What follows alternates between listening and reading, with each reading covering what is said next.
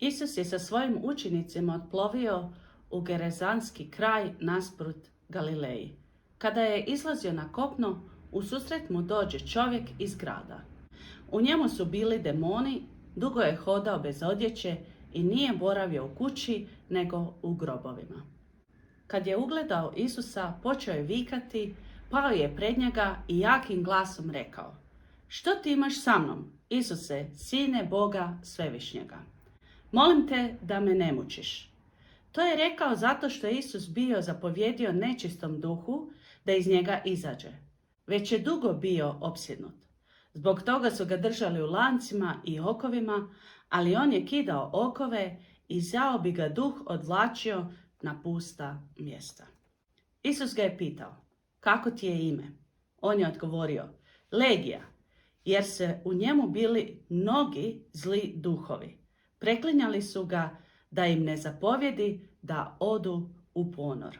Na obližnjem brdu paslo veliko krdo svinja. Preklinjali su ga da im dopusti da odu u njih i dopustio im je.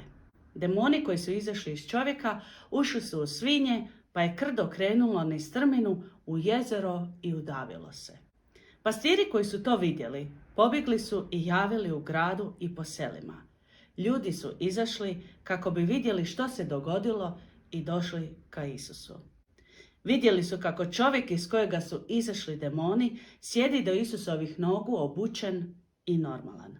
Zato su se bojali. Oni koji su sve vidjeli, rekli su im kako je opsjednuti spašen. I cijelo mnoštvo iz Gerezanske okoline molilo ga je da ode od njih, jer ih je obuzeo veliki strah. Isus je ušao u lađicu i krenuo nazad.